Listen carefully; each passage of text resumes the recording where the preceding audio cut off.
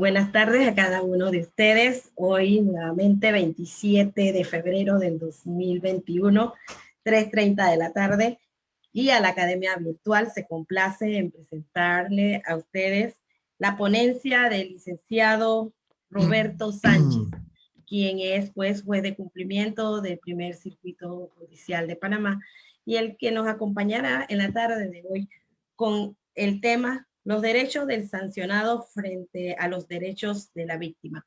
Buenas tardes, licenciado Roberto. Bienvenido a la Academia Virtual del Grupo Guía. Nos complace pues tenerlo aquí con nosotros.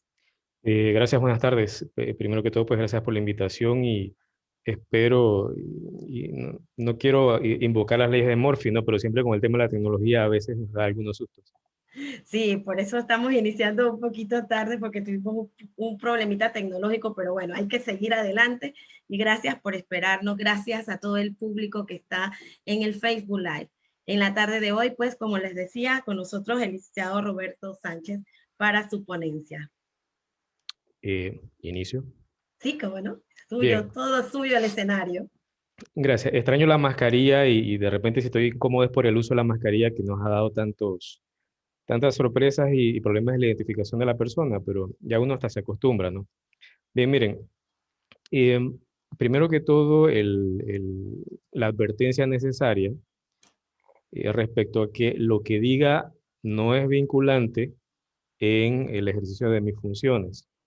Y de hecho, mi óptica de esta no es una ponencia, como lo dijo la doctora Josefa.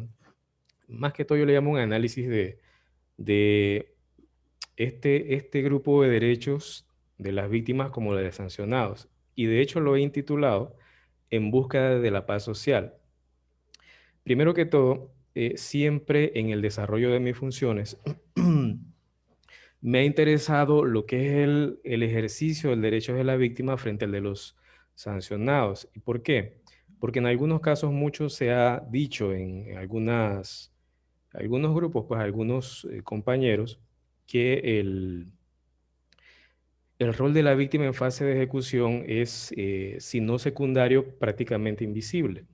De hecho, en Colombia, en algunas participaciones que tuvimos por allá, en Bogotá, nos decían que allá la víctima no participa de la fase de ejecución. Y nos llamó la atención eso, puesto que nosotros tenemos una ley de la víctima que asegura su participación, su información, su conocimiento, incluso la designación de un defensor de víctima por parte del Estado. Y de ahí también se genera el debate por parte de nacionales al señalar que la fase de ejecución implica nada más la revisión de los derechos del sentenciado, porque así lo dice de hecho el artículo 25 del Código Procesal Penal. En ese sentido, pues el análisis que hemos hecho y que hemos preparado para esta tarde va de la mano de revisar si efectivamente es como lo establece Colombia, es como lo establecen algunos compañeros, o si efectivamente existe en fase de ejecución de penas un ejercicio práctico y activo del rol de las víctimas respecto a los derechos del sancionado. En primer lugar, esto nos generó una serie de preguntas que hemos establecido en 5, puede haber sido una, puede haber sido 1.000.000, puesto que después analizando y las lecturas obligadas de este tema, me llevaron a ver que yo mismo me metí en un problema, porque la licenciada Josefa me dice, escoge el tema, yo, por supuesto, los derechos de la víctima y los sancionados, no sabía en lo que me estaba metiendo. Pero aquí estamos. A ver, la primera pregunta que me genero es, ¿el juez de cumplimiento aplica justicia? Fíjense que si ustedes revisan incluso el sistema inquisitivo, cuando usted le hablan de un juez, usted sabe, hombre, el juez va a impartir justicia. El juez no va a ir a contar chistes, no va a ir a tener cara de piedra tampoco, sino debe ser un juez serio, un juez imparcial, para explicar y motivar su decisión respecto a lo que se le esté planteando. Pero en fase de ejecución, ¿qué va a hacer un juez? Si ya la justicia en principio se impartió al momento de dictar la sentencia o en la revisión, por ejemplo, de garantías, en revisión de recursos por parte de un tribunal de apelaciones y o recursos de nulidad frente a una sentencia. La segunda pregunta que me nace es, eh, Luego entonces existe la justicia en fase de ejecución. Me dirán, no, pero es que la 1 es igual a la 2. Puede ser, pero son mis preguntas, acuérdense, no son las de ustedes. Así que no se metan con mis preguntas. La siguiente, debe tomarse en cuenta a un nivel igualitario los derechos e intereses de la víctima versus los del sentenciado. ¿Por qué esta pregunta? Fíjese que a nivel social, por así decirlo, cuando se habla de víctima, la víctima siempre espera una sanción y usualmente la expectativa de la víctima no es solo la condena en sí, es que el sentenciado, pues la persona que cometió el delito, vaya a la cárcel, que sufra, dicen por ahí. Entonces eso nos regresó, cuando estábamos analizando esto, a la aplicación de la justicia en fechas anteriores, o sea, los orígenes de nuestra sociedad. Llámese ojo por ojo, diente por diente, hombre, si robaban te cortaban una mano. Eh, y todas las ingeniosas formas que se nos ocurrieron al inicio de nuestra sociedad para infligir dolor, cuando en teoría deberíamos estar aplicando justicia. Pero es que la justicia se entendía así. Cometiste un delito, yo te castigo, yo te corto esto, te corto lo otro, te quemo aquí, te despedazo. Literalmente habían unas penas que consistían en ensartar a la persona en una vara desde la parte de abajo y que le saliera por el cuello, la cabeza o la boca. Y eso era justicia, pues. Eh, ¿Y qué hacían los sentenciados en esa época, los sancionados? Pues no podían hacer mucho, simplemente sufrir el dolor que se les estaba aplicando, eh, incluso a veces siendo inocentes. Hay una famosa frase que a veces nosotros la repetimos y quizás no hemos entendido o no sabíamos cuál es su verdadero origen. Eh, por ahí dicen, por ejemplo, yo podría decir, yo meto la mano en el fuego porque yo sé que Josefa es una persona recta, pura y limpia. Y así sea que Josefa, y no es el caso, aclaro, esté haciendo otras cosas, pero en mi concepción yo meto la mano en el fuego por la licenciada Josefa. El origen de esta famosa figura o frase es que en aquellas épocas en que éramos muy ingeniosos en causar dolor en concepto de pena, a alguien se le ocurrió la brillante idea de decir que si una persona metía la mano en agua hirviendo o en aceite hirviendo y le salía sin ninguna quemadura, imagínense ustedes, entonces era inocente. Pero si la metía en el fuego, en agua hirviendo, lo que sea caliente, y salía quemada, entonces la persona era culpable. Entonces de ahí es donde se origina la famosa frase meter en la mano en el fuego por alguien, porque había gente pues muy valiente diciendo, no, yo la meto en el fuego por él. Pues Josefa, hasta allá no llego, hasta allá no llego. Ay, qué Eh, lástima, ¿no? pero verbalmente sí. Pero es que como eran antes, ya les digo, o sea, éramos muy ingeniosos en causar dolor y esa era nuestra función de la pena. Eh, la quinta pregunta la puse así, las pueden hacer ustedes al final. Y fíjese que la tenía, pero me puse a pensar, hombre, la idea no es hacerme preguntas, sino pues la expectativa de quien me escucha, de efectivamente el rol, como les dije, en búsqueda de la paz social en el equilibrio de derechos.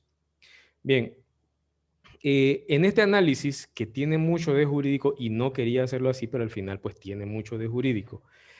Observamos que para la fase de ejecución de penas, creada hace mucho tiempo, y tampoco voy a entrar en detalles cronológicos porque a veces incluso se me olvidan, pero es que la figura del juez de cumplimiento está creada antes del sistema penal acusatorio.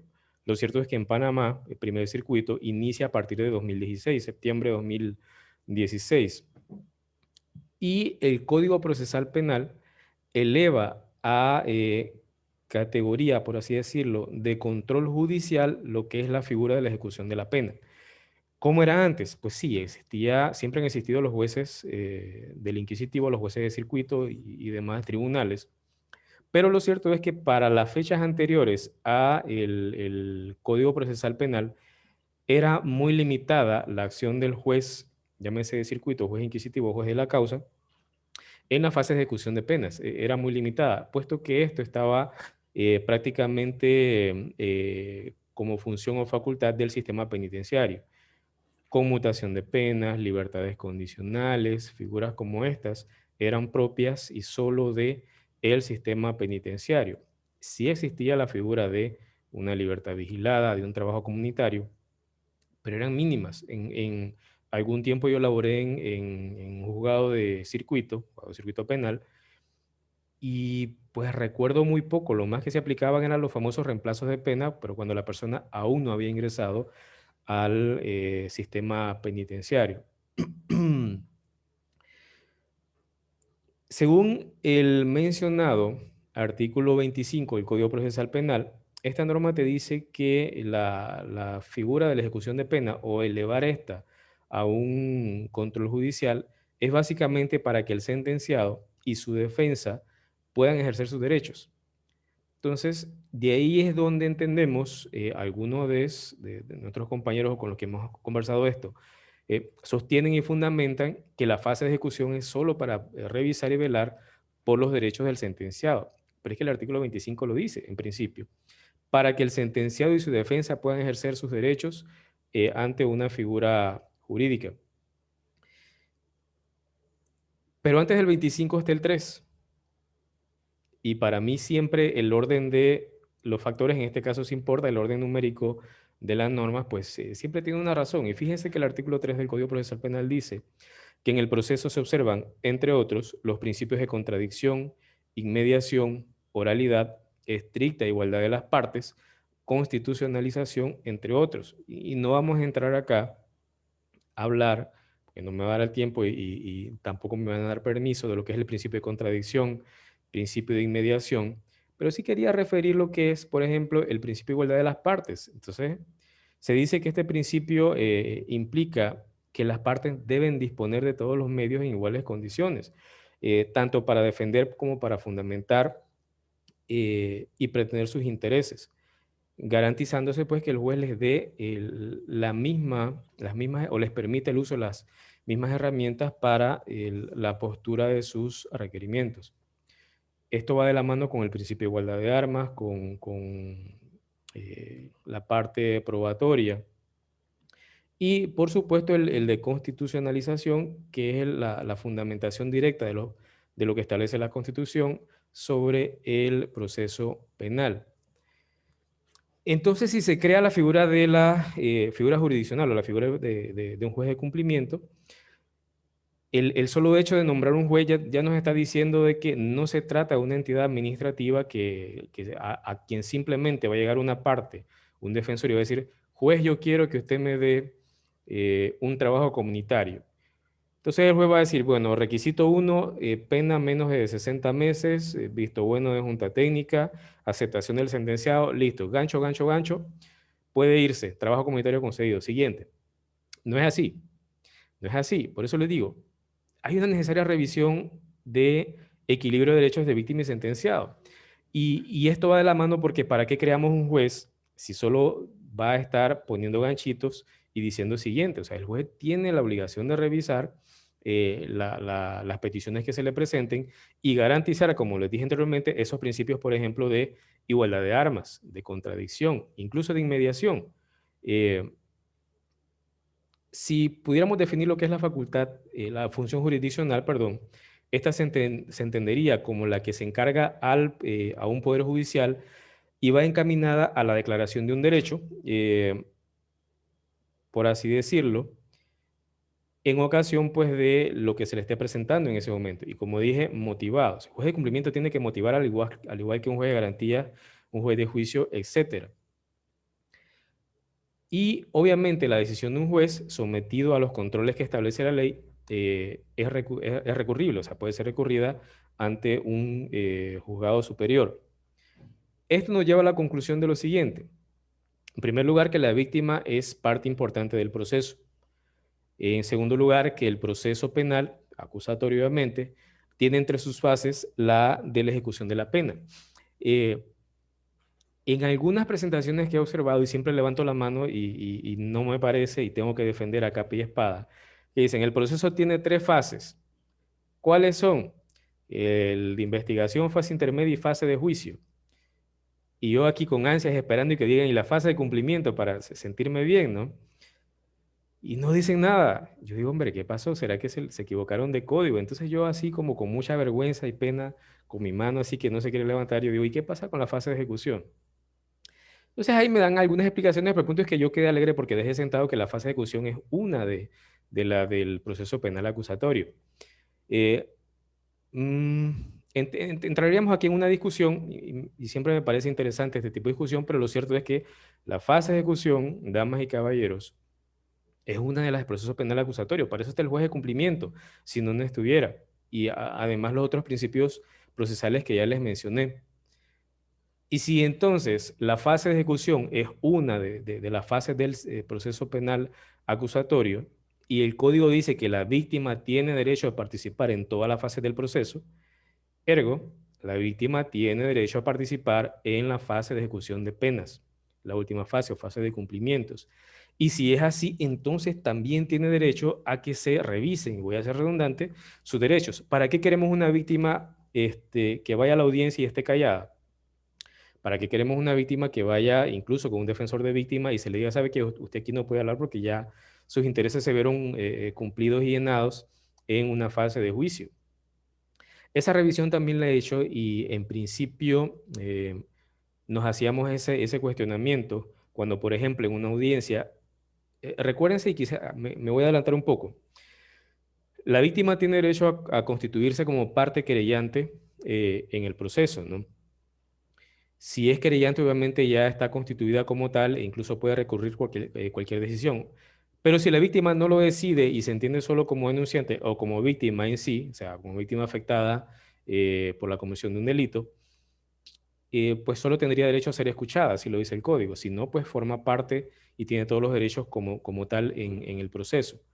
Pero a veces la víctima no querellante iba a una audiencia de cumplimiento y decía, yo quiero un defensor de víctima. Ok, vamos a pedir un defensor de víctima y se le asignaba.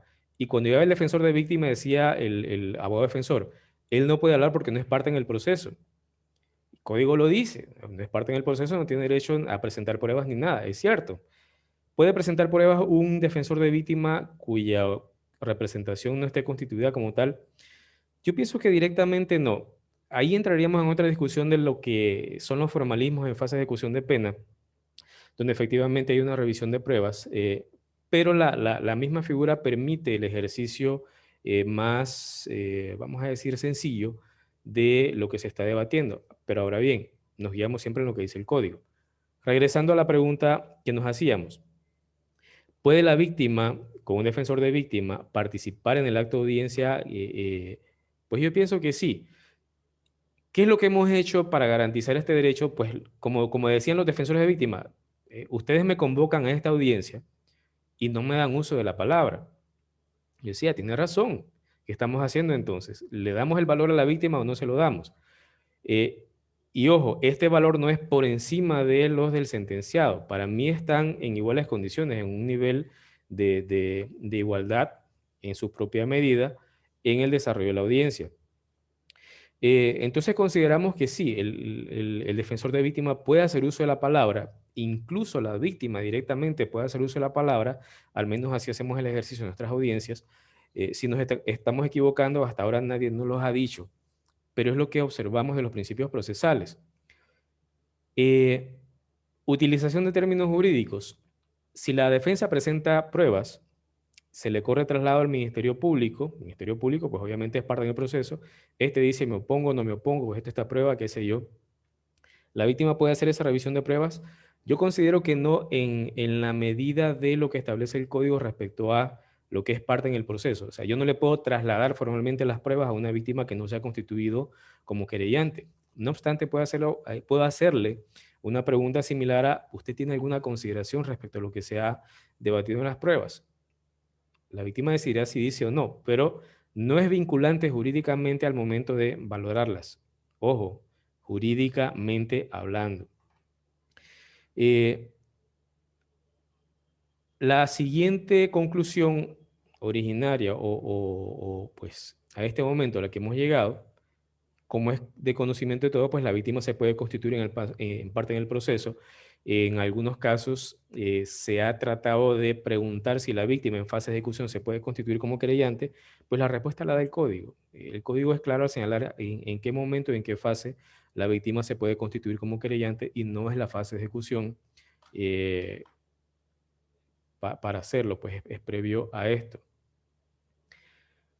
¿Los derechos de la víctima se protegen en esta fase? Sí, en una medida y visión diferente a lo que fue la fase de investigación y la fase intermedia de juicio, o sea, las fases previas, y vamos a explicarlo más adelante por qué. ¿A quiénes reconoce la ley? En este caso podemos referirnos a lo que establece el Código Procesal Penal y Ley de las Víctimas. ¿A quién considera como víctima? Pues dicen que en primer lugar la persona ofendida directamente por el delito. Esto es obvio y lógico. El cónyuge, el conveniente en unión de hecho, los parientes hasta el cuarto grado de consanguinidad y segundo de afinidad, los herederos de la persona ofendida, los socios por los delitos que afecten una sociedad, las asociaciones reconocidas por el Estado, las instituciones públicas, y esto va de la mano, pues se me vino a la mente una vez, por ejemplo, casos de corrupción, que también la sociedad puede constituirse como víctima, y esto también lo revisaremos un poco más adelante. Pero vamos al tema que genera, dirán, pues estás hablando mucho y no aterrizas en lo que dijiste originalmente de lo que íbamos a hablar. Vamos a tratar de entrar a esto, pues. Víctima tiene derecho a la justicia. ¿Qué es la justicia? Ayer, ayer antes de ayer, en una conversación así muy informal, yo le pregunté a un estudiante de Derecho, ¿qué es la justicia? Miro para todos lados menos a mis ojos, que es lo que se me ve lo único, pues de la careta y la mascarilla y todo lo demás. Y me dice, no sé. Ok, le pregunto a otra y me dice, algo parecido a lo que dice los principios procesales, pero ninguno me respondió, quizás por la sorpresa de la pregunta, ¿no? Entonces yo mismo me hice la pregunta, a ver, Roberto, ¿qué es la justicia? Me acuerdo de mis clases en Derecho, en principio, Derecho Romano. Justicia es dar a cada quien lo que en Derecho corresponde, y esto significaría equitas o equidad. Me acuerdo de mis clases de Derecho Romano, Josefa, hace Sí, mucho, sí, sí. hace muchas lunas. Pero es que eso a uno se le queda si realmente le gusta el derecho, ¿no? Me acuerdo que compré los libros de Bonfante y Petit, los presté y pues ya sabe lo que pasa con los libros que uno presta, ¿no? Pero sí, justicia en principio es eso, según los filósofos que se tomaban horas y horas para entender lo que era la justicia, dar a cada quien lo que en derecho corresponde. También hay un análisis de la justicia en cuanto a los principios sociales, o sea, lo que es la moralidad, entender lo que es bueno y lo que es malo, el bien y el mal, justicia divina. Hay una serie de definiciones y análisis filosóficos de lo que es la justicia. Las últimas tendencias o los estudios de la justicia hablan de justicia distributiva, que es aquella que se basa en la distribución equitativa de las riquezas o recursos. Lo que le decía, dar a cada quien lo que en derecho corresponde. La justicia restaurativa es la que se concentra en el bienestar de la víctima más que en el castigo al victimario. Esta justicia, que me gusta bastante, dice que su sentido es buscar reparar de forma material o simbólica el daño causado, y para ello busca que tanto la víctima como el victimario se concentren en entender el último, o sea, el delincuente, lo que hizo, y que la víctima también entienda que puede ser resarcida por el hecho pues, que sufrió. Incluso hay programas muy positivos en Estados Unidos donde se busca la reconciliación de la víctima y el ofensor reuniéndolos. Imagínense acá, sí, yo sé, me van a decir, no, es que eso también está en Panamá con los medios alternos. Sí, cierto. Pero en este caso ya estamos hablando de que condenaste a una persona y que puede haber una forma de que se entienda una reconciliación, por así decirlo, una justicia restaurativa. Y la justicia procesal, que sería aquella pues, que la que nos regula, que es que basado en normas y principios, el juez va a aplicar una sanción proporcional, necesaria y justa en cuanto a la comisión de un delito. Y la retributiva, que también es uno de los fines de la pena que establece nuestro Código Penal, es la que señala que la persona debe ser tratada en la misma forma, perdón, que fue tratada la otra. Esto más que todo es el principio proporcional de la imposición de una pena respecto al hecho cometido. Es decir, una retribución justa, cometiste un delito, así mismo va a ser retribuido. Y también que persuada a las personas que no han cometido un delito que ante la comisión de un hecho, pues tú vas a ser condenado. También dice que la víctima tiene derecho a la reparación del daño. Quiero ponerle pausa a esto para ver si todo lo que hablamos de justicia aplica también a los sentenciados. El sentenciado busca justicia. Y está difícil entenderlo desde la óptica, hombre, tú cometiste el delito, pero no tienes derecho a la justicia. Pues al final, quizás sí, quizás no, pero el sentenciado no es que espere que la justicia se le aplique como obviamente lo espera la víctima. Para él, o sea, estoy hablando de un sentenciado, pues que ya se le ha comprobado todo y sabe que va a ser condenado, obviamente lo que pretende, igual todas las personas que sean investigadas, es que se cumpla el principio de inocencia, el principio de debido proceso, legalidad procesal, derecho a la defensa, que es inviolable e irrenunciable, y el acceso a la justicia. Por ello, al final, ambas entidades tienen derecho a la justicia con obvia diferencia lógica. Llama la curiosidad para el suscrito que en muchas ocasiones, cuando se genera un debate en una audiencia, y esto lo reclama mucho la víctima, el sentenciado dice, yo quiero que se cumplan todos los derechos que tengo yo. Entonces dice la víctima, pero cuando tú me hiciste, me robaste, qué sé yo, no te interesaban mis derechos. Entonces esas son discusiones interesantes. Pero yo les digo algo. Como seres humanos, obviamente, a veces ante la comisión de un delito saltamos y nos exaltamos y lo que queremos es, o la mayoría de ustedes, yo no, la cabeza sangrante de la persona cuando ha cometido un delito. Ese cometió un delito, aquí está la cabeza sangrante porque es un delincuente.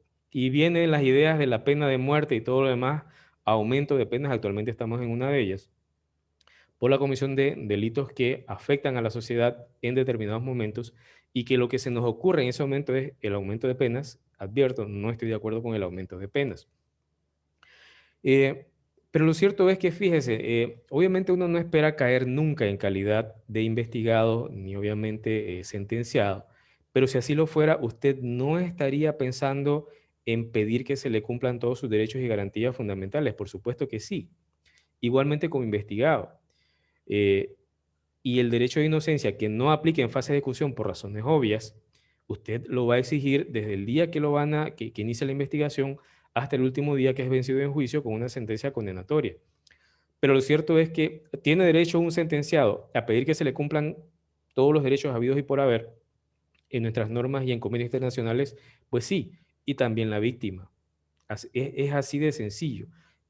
Esto pues debe ser entendido por ambas partes, puesto que en el momento de la audiencia a veces dicen las víctimas, con razón o sin ella, es que él no tiene derecho a salir, él no tiene derecho a que se le conmute, él no tiene derecho a esto, no tiene derecho a lo otro, porque cometió un delito.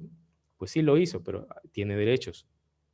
Y fíjese que históricamente, así lo he entendido yo, cuando se comienza a ver que el sentenciado comienzan a garantizársele o a regulársele todos sus derechos por convenios internacionales y propios, es que alguien dijo, oye, ¿qué pasó? Y la víctima también no le vamos a garantizar los derechos. Entonces también se comenzó a regular los derechos de la víctima en Panamá, pues con la ley de la víctima, con las... Tenemos una dígame, pregunta. a Tenemos ver. una pregunta. Dice Kumal Villalobos. Buenas tardes, Kumal. ¿Cuál es el verdadero fin de la sentencia y de las cárceles? En base pues a ese principio, de ese derecho que tiene la víctima y que tiene el sentenciado como derechos. Esa es una pregunta que surge de aquí de las personas que están pues con nosotros. Bueno, dígale, licenciado Kumar, si es el mismo que conozco, que no le Ese voy a mismo. responder. Mentira. A ver, miren, los fines de la pena en principio están definidos en el artículo 6 y artículo 7 del Código Penal. Este habla de, pues, en cuanto al sentenciado, la protección al sentenciado. Estamos obligados a proteger al sentenciado. El de resocialización, no podemos desconocer ese principio. Eh, si le respondo así ligeramente sobre cuál es el principio, bueno, la pregunta era de la sentencia, pero yo entiendo como de la pena, ¿no? Puesto que la sentencia, acuérdense que pueden disponer muchas cosas. Nosotros como el juez de cumplimiento, no quiero personalizar, el juez de cumplimiento lo que va a revisar es la sentencia o una pena de prisión, una pena impuesta. Pues algunas cuestiones de la sentencia no podemos revisarla. Pero si la pregunta es enfocada a cuál es el fin de una sentencia de prisión y la prisión misma, pues para mí no todos los sancionados deben ir a prisión. Reitero, lo que digo aquí no es necesariamente vinculante, pero en su mayoría sí a la revisión de nuestro trabajo. Pero yo no lo veo así.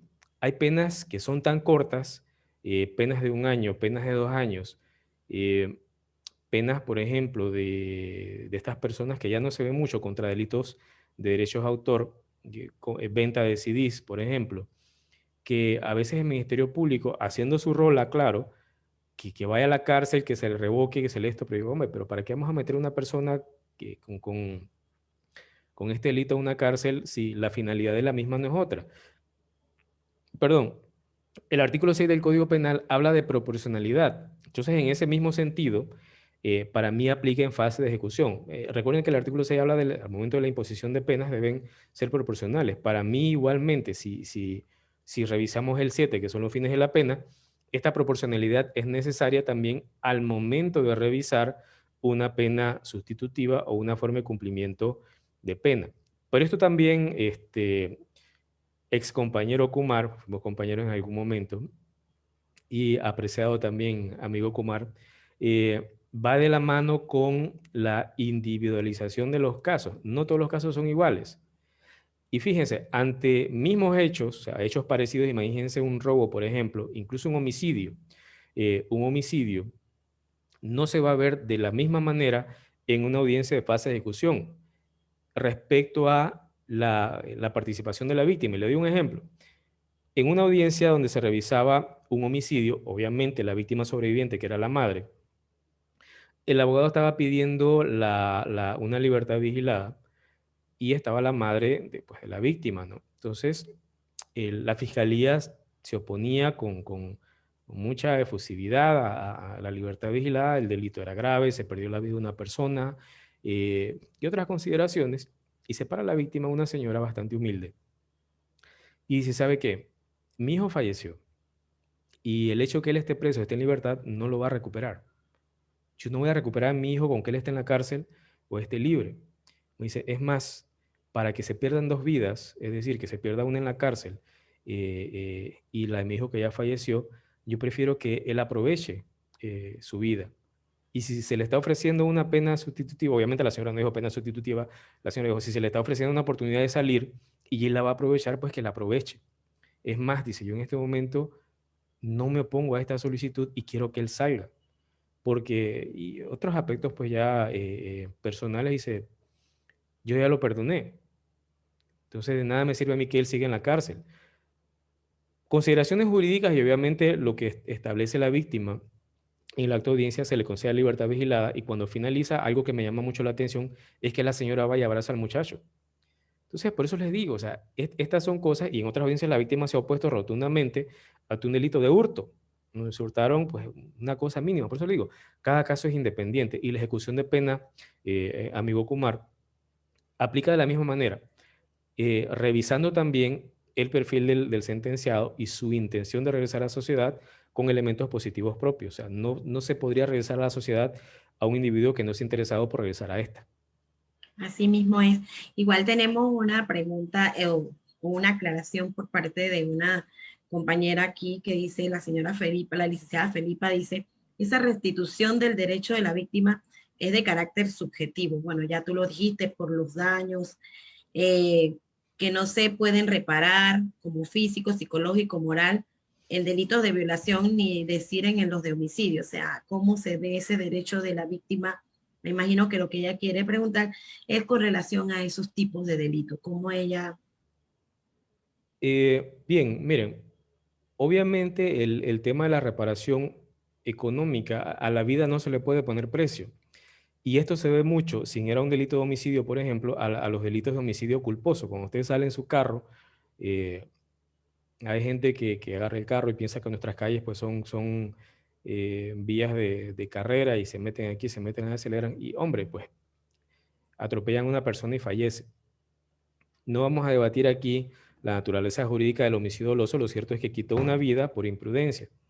Pero no tenía la intención, dice el abogado, no tenía la intención, fue por imprudencia. Lo que sea, pues se perdió la vida de una persona. Muchas de estas penas de homicidio culposo son de 48 meses de prisión, o sea, no superan los 4 años, por las razones que sean. Tampoco vamos a debatir eso. Pero como saben, el límite penal de 48 meses permite un reemplazo de pena de prisión, si es delincuente primario y otras consideraciones que dice el código, ¿no? A veces la expectativa de la víctima, es decir, que se le imponga una cantidad de dinero para cumplir su pena, es casualmente eso, se perdió la vida de una persona, te ponen apenas 48 meses de prisión y el abogado está pidiendo que se le reemplace la pena de 48 meses por $500. ¿Puedo yo, o podría usted, doctora Josefa, como jueza de cumplimiento, cuantificar una pérdida de una vida en $500? Pues no, Pues no. probablemente no. Y cuando uno las escucha, como tú dices, se queda entonces uno pensando, bueno, Exacto, no, ¿qué hacemos? ¿qué Entonces de ahí hacemos? viene, y si el juez lo hace, es un juez corrupto, estaba vendido, X lo otro. ¿Cómo yo diría que se alcanza? Volvemos al tema de justicia en la pregunta de la compañera. La reparación del daño está definida en cuanto a temas eh, económicos, incluso fíjese, la declaración sobre los principios, y sabía que me iban a hacer esa pregunta y por eso anoté esto, lo tengo acá en azul. Miren, la declaración sobre los principios fundamentales de justicia eh, para las víctimas de delitos y abuso de poder dice lo siguiente en su artículo 8. Los delincuentes, y me dirán, ¿por qué le dicen delincuente? Fíjese, es extraño, parece que la palabra delincuente es como ofensiva, pero las normas internacionales los llama así. Entonces, pues, no se ofendan defensores.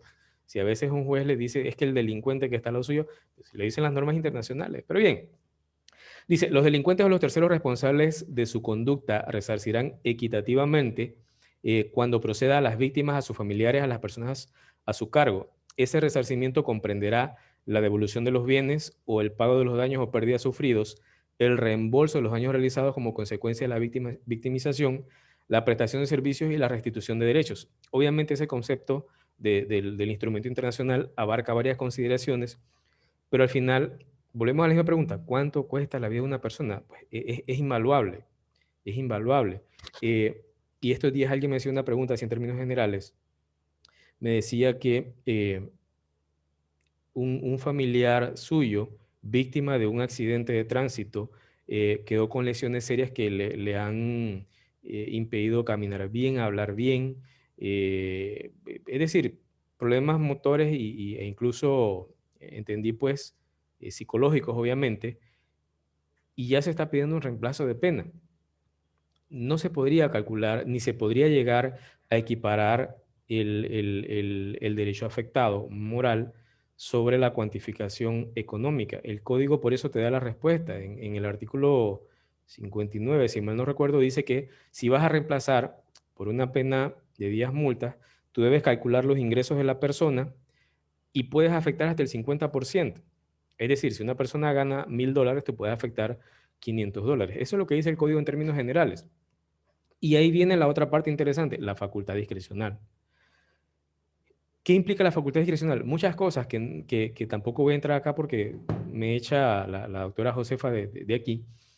Pero ahí también está la verificación de una serie de derechos. Fíjense que también en la misma línea, los instrumentos internacionales como las reglas de Tokio establecen, entre otras consideraciones, que al momento de considerar penas sustitutivas, se pueden revisar los derechos del sentenciado, eh, el perfil del sentenciado, la gravedad del delito y los derechos de la víctima. Esto lo dice la regla de Tokio en sus salvaguardias legales, perdón. Entonces sí tenemos herramientas para revisarlo y buscar ese equilibrio. Al Co- final buscando la justicia, ¿no? Consideras, pues, hay una pregunta, pero yo la voy a cambiar. que se dé revictimización dentro de una sala de audiencia, cuando se dan estas audiencias de cumplimiento, se siente pues por parte del juez.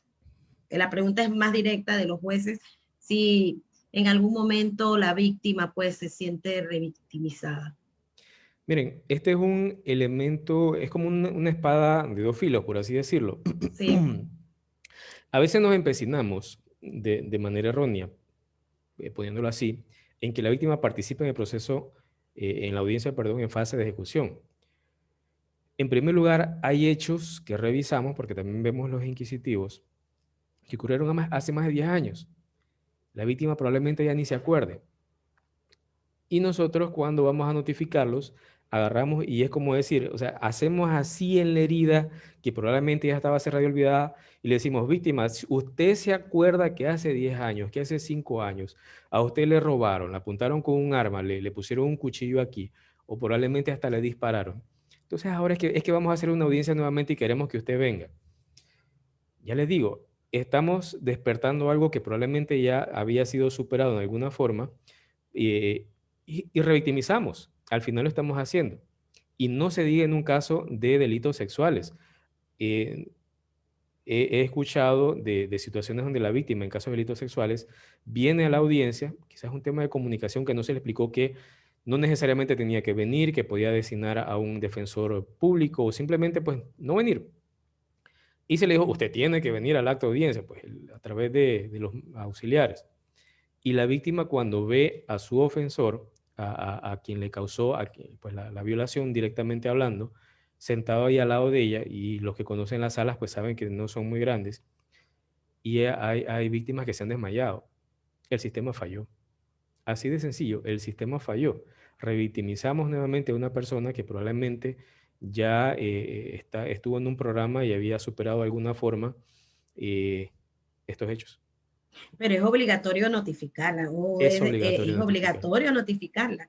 Lo que Exacto. sucede es que, bueno, es como tú dices, quizás ella se olvidó, quizás en su momento han pasado muchos años, pero es obligatorio. Si tú no Así es. notificas a la víctima, o sea, estás entonces cayendo en ese desuso de lo que es ese derecho. Ese Exactamente. derecho es primordial, pero ¿cómo atacar la revictimización? Eso es Mira, difícil, difícil, porque aunque ellos ya hayan ido a un programa, ese encuentro nuevamente con esa persona le hace recordar todo lo que quizás ella había superado.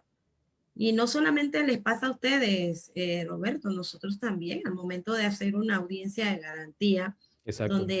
donde nosotros llamamos pues a la víctima, nosotros tenemos a veces víctimas que hay que decirle al defensor que hay que calmarla, porque si no, la voy a tener que sacar del salón, no porque no pueda estar, sino porque yo no puedo permitir en su momento que ella se me desmaye o alguna situación, pero ya tengo el defensor allí. Entonces, esas son situaciones.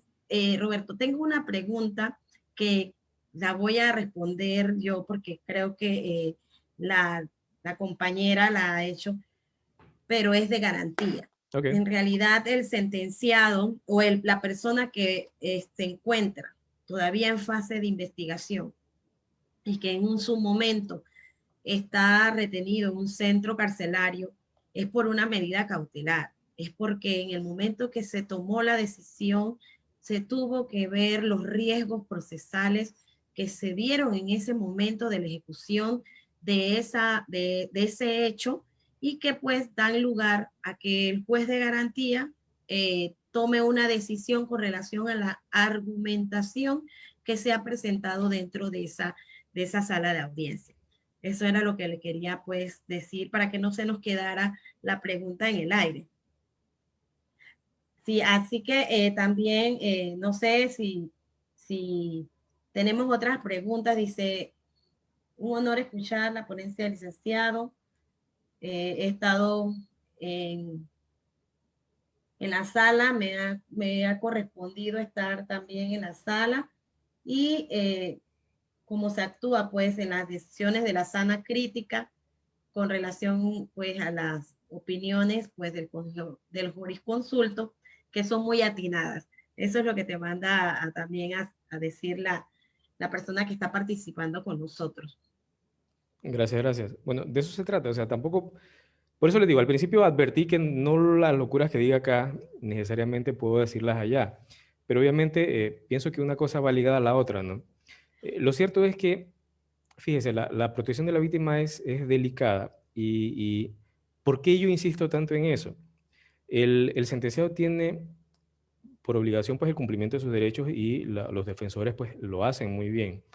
Eh, la Fiscalía, el Ministerio Público ejerce su rol, pero lo cierto es que nos estamos olvidando quizás que todo se generó porque se violentaron los bienes jurídicos de una persona, de una sociedad. Acuérdense que víctimas pueden ser también entidades, y que en fase de ejecución para mí aún son válidos, puesto que yo no puedo hablar de una pena sin olvidarme de que todo se generó por un bien jurídico afectado. O sea, hay un tema social, hay un tema humano acá, y que, por ejemplo, el artículo 1 del Código Penal dice que el procesado hay que tratarlo con dignidad humana, pero también a la víctima. Entonces, es un ser humano. Todos los que participamos en esto somos seres humanos y no podemos perder de vista esto. Comprendo, por ejemplo, la óptica de los jueces en Colombia, en Bogotá, por ejemplo, y la consideración de algunos compañeros, pero a nuestro criterio y en las conclusiones a las que hemos llegado, el rol de la víctima es determinante en fase de ejecución. Les doy un ejemplo. Eh, por efectos de la pandemia se han considerado, me dice Josefo cuánto tiempo me falta, si no yo aquí sigo hablando. No, es que acuérdate que iniciamos un poquito tarde, así Sí, que todavía tenemos unos 10 minutos, 15 minutitos. gracias. Por efectos de pandemia se consideró para proteger a los sentenciados la figura de la prisión domiciliaria. Y efectivamente, atendiendo a lo que establece el código, se comenzaron a otorgar este tipo de medidas, buscando la protección de personas con, ¿cómo es que se llama? Comorbilidades, con enfermedades crónicas y demás, que frente al COVID puedan tener desenlaces negativos o hasta fatales.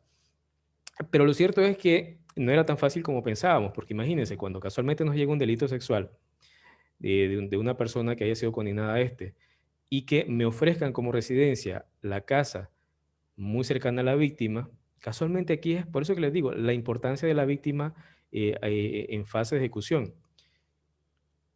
¿Cómo podría yo estar tranquilo, por así decirlo, con mi facultad discrecional, eh, remitir a un ofensor sexual, y no se diga de un menor de edad, donde el Estado me obliga a una protección especial, a regresarlo a una residencia que está muy cerca de la víctima, al entender yo que la víctima también tiene derechos y que la protección de esta, como dicen en las fases originarias del proceso penal, también abarca la fase de ejecución?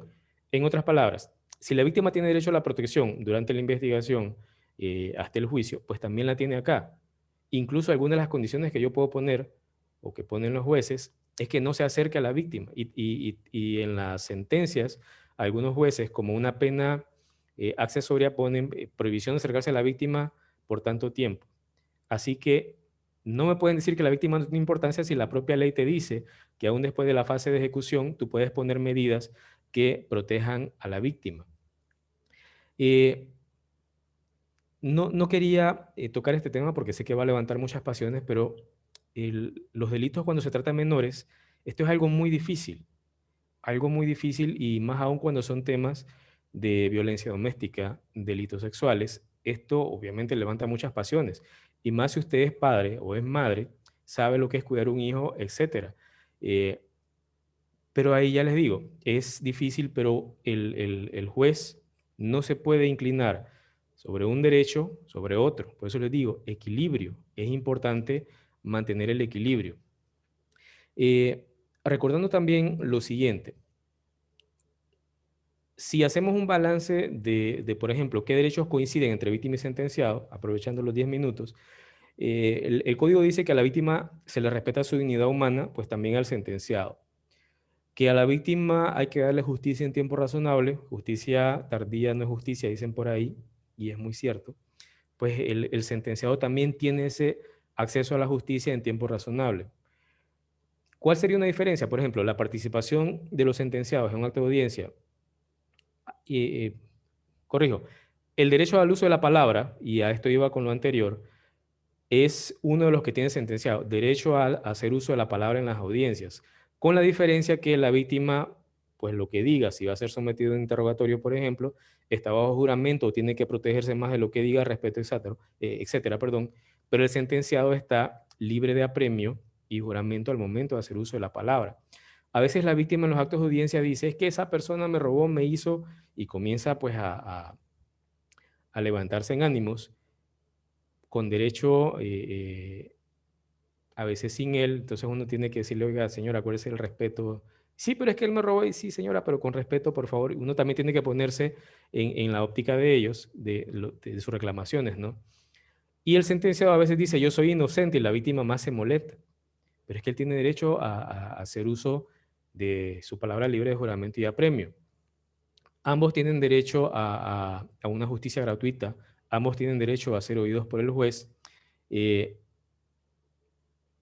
y esto al momento de las audiencias es muy determinante para ambos. Fíjese, a veces de lo que dice la víctima, con razón obviamente y con un sustento adicional en derecho, el juez toma una decisión, como lo que les decía de la señora esta en la audiencia de homicidio, o también de lo que dice el sentenciado, incluso declarándose inocente. Hay sentenciados que hablan, y perdonen los abogados, mucho mejor que sus defensores.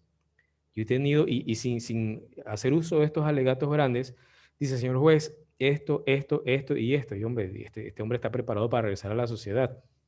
Eh, Así que este derecho es muy importante al momento del ejercicio de el mismo. Dice, nos señala una persona que se llama Pimentel Salvador. Si se considera que la preliberación del sentenciado, que consiste en un régimen progresivo técnico cumpliendo con ciertos requisitos, ayudaría a conseguir la readaptación social, o caso contrario se percibiría como impunidad o que no hay certeza de castigo. Miren, formal o jurídicamente hablando, pues el Código Penal permite muchas formas de salir de prisión, llámese penas sustitutivas, libertad vigilada, trabajo comunitario. En consecuencia, pues no podíamos hablar de impunidad como tal, puesto que el código lo permite. En cuanto al sistema progresivo técnico, ciertamente la expectativa legal muchas veces no se compadece con la realidad. Es decir, todos aquellos programas y fases que establece este sistema progresivo técnico deberían cumplirse desde el ingreso del sentenciado a una cárcel, que muchas veces no ocurre así. En este sentido, esperar que un sentenciado, por el delito que sea, entre y desde el primer día le digan, venga acá, vamos a sentarnos con usted, vamos a hacer una evaluación psicológica, como dice la ley 55, decreto 393 y siguientes, y vamos a ver en qué programa usted es más compatible para cuando esté listo para regresar a la sociedad, pues tenga adecuados niveles de resocialización. Pues lamentablemente no ocurre de esa forma. Ocurre de otras que tampoco vamos a discutir. Pero ciertamente, le digo a quien pregunta, que el sistema funciona también para el sentenciado que realmente quiere aprovecharlo.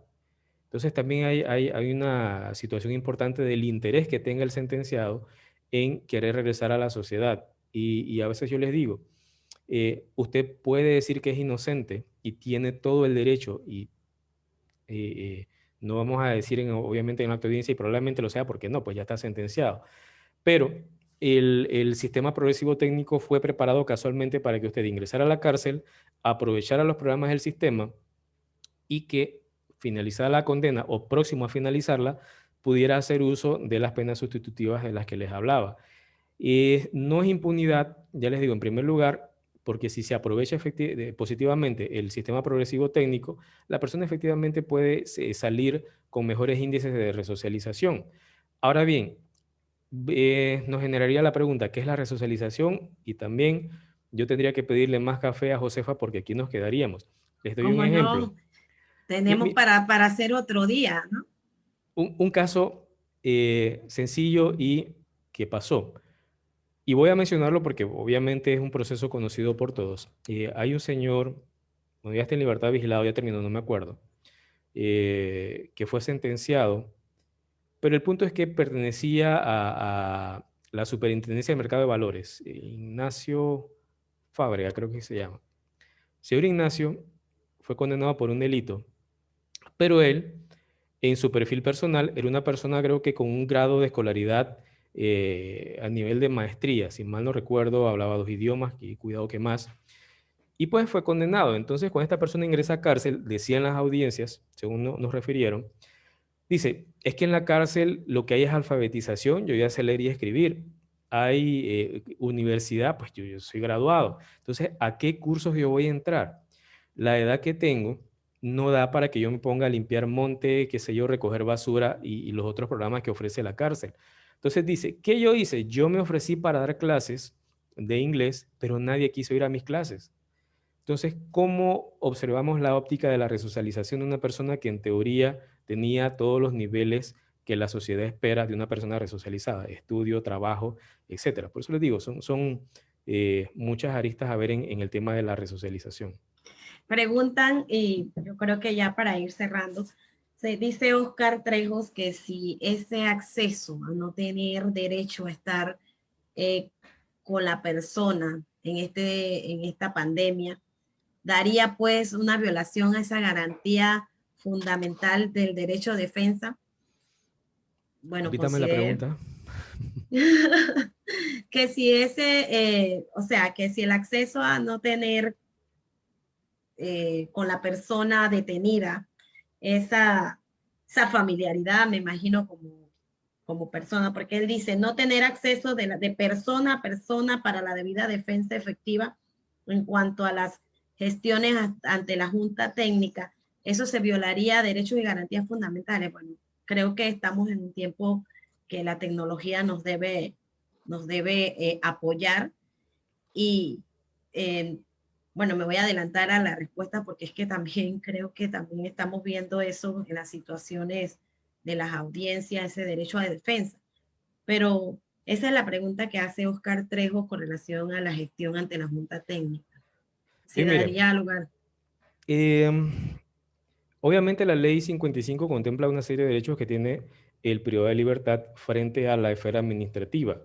Esos derechos pueden ser reclamados ante la esfera correspondiente y si estos no le dan respuesta ante juez de cumplimiento porque la norma así lo establece. Si hablamos del acceso persona a persona, quiero entender o explicar la pregunta de que vaya a las juntas, pues entiendo que ellos sí van a las juntas técnicas a ser evaluados persona a persona.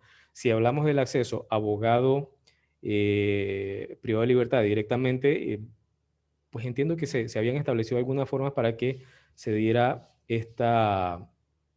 este contacto, incluso la virtualidad, como dice la doctora Josefa. Pero entendiendo la situación actual, y esto va de la mano con lo siguiente, los jueces de cumplimiento tienen dentro de sus obligaciones hacer visitas de cárcel. Estas visitas obviamente son presenciales, pero por la pandemia y más que todo por el efecto de contagio que puede tener consecuencias graves en los centros penales, como hemos observado, el Ministerio de Salud, en algunas reuniones que hemos tenido, nos recomendó crear un protocolo para hacer estas visitas, porque no podemos ir alegremente, es que yo soy el juez y usted me va a dejar entrar, porque puede ocurrir dos cosas, o yo contamino a un privado de libertad y ese contamina al pabellón y así un efecto dominó, o viceversa. Entonces, hay una obligación también de protección y la salud pública, perdón, ha establecido medidas que debemos respetarlas. La ventaja que tenemos hoy es que la virtualidad permite el contacto o el acceso a la justicia de los sentenciados frente al juez. Incluso fíjese, en Brasil generaron ideas que estamos a punto de emular, de que hacen visitas virtuales. O sea, Brasil es un mundo en tema de ejecución de pena y también tiene muchos más problemas con nosotros. Así que ellos dispusieron que para no poner en peligro a los sentenciados, utilizan la virtualidad para que se mantenga esa función o rol del juez de cumplimiento y se permite el ejercicio de los privados de libertad en cuanto a sus derechos.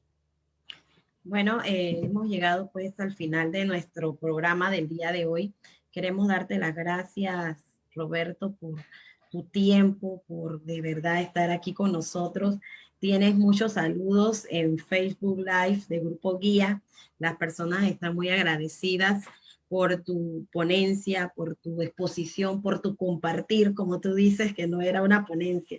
Pero bueno, si bien es cierto, se trata de un tema interesante que pues a todos nos llama mucho la atención, y me llamó mucho la atención lo que tú dijiste. Ninguno nos hemos puesto ni pensado, ¿verdad? Siquiera estar en esa posición del sentenciado o de la víctima, y que de una u otra manera considero yo que esa información certera que se le dé a la víctima con relación a esa sentencia, a esa conmutación que se realiza, que ese pago al Estado o ese resarcimiento al Estado, y no si quizás a ellos forma parte pues de lo que es la sentencia por haber infringido de una u otra manera la ley penal. Te dejo pues para que te despidas, y pues sí, las personas dicen que si nos puedes acompañar en otra ponencia, ya les digo que sí, que vamos a tenerte para Dios primero, para el 19 de marzo en un seminario, también pues de fase de cumplimiento, como dice Roberto, la cuarta fase dentro del sistema penal acusatorio, y que es de suma importancia, es de suma importancia y de mucho valor para los abogados y para las partes. Para que te despidas. Bueno, no sé, chao, ya, mentira. Miren, yo lo que quiero que se quede en la mente, y quizás esa era la intención, es que efectivamente, primero, gracias, Josefo, por reiterar que la fase de cumplimiento es, para mí es la más importante, la mejor. Perdona, yo sé que tú estás en otra, No te pero tengo que preocupes. decirlo. Y efectivamente, o sea, no se trata solo de un ejercicio de mero llenar de requisitos. Quien preguntaba hablaba de impunidad, efectivamente. Lo que se busca no es eso. Acuérdense, por ejemplo, casos, y perdona 2 minutos más, No, casos tranquilo. de Saimalo, donde ante el cumplimiento de requisitos, un juez dijo no, y un tribunal superior dijo no, usted tiene que seguir cumpliendo su pena en cárcel. Ante la señora esta, que no me acuerdo cómo se llama, que recogía dinero por una supuesta enfermedad de cáncer. Al principio se le dio una oportunidad, después incumplió, el juez dijo usted regresa a la cárcel, el tribunal dijo usted regresa a la cárcel. Por eso les digo, de eso se trata también. Si bien es cierto, se le da una oportunidad al sentenciado, pero en el ejercicio de derechos que implican a la víctima, entendida esta individual o grupal, al final el juez de cumplimiento en esa óptica sí aplica una forma de justicia. Yo agradezco pues la invitación y agradezco las preguntas, y pues espero haber llenado las expectativas del grupo y de los que están viendo esto. Claro que Saludos. sí, gracias. Irving, antes de despedirnos, te voy a dar la respuesta a tu pregunta. Es que lo que pasa es que en violencia doméstica, si bien es cierto el problema social que trae, porque esa persona es la que económicamente lleva la casa, el sustento, en la etapa de investigación recuerda siempre que está hay que sustentar el artículo 227, esos riesgos procesales, esa conducta, cómo se realiza con esos requisitos. Y entonces, pues, el juez en su momento tiene que tomar una decisión. Pero claro que esas condiciones de una u otra manera deben variar. Pero para que no te fueras, pues, en el día de hoy sin la respuesta, la fase de investigación, pues, le corresponde a los jueces de garantía. Y en este momento, de verdad, muchas gracias, Roberto, por tu tiempo, a todos por estar acá con nosotros y por creer pues siempre en la educación continua. El grupo guía, Hernando Carrasquilla, que es el presidente, el licenciado Jorge Armando Chan y mi persona, te dan las gracias por tu participación, Roberto. Muchas gracias. Saludos. Hasta luego. Hasta luego. Chao.